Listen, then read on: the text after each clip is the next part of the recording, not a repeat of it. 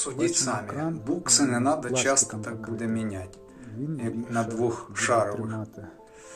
Ну і корозії менше. Зламається зарано.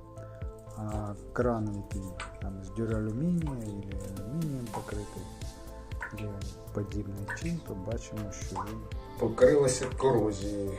Це ми бачимо. Який кран ліпше, самі робіть висновки.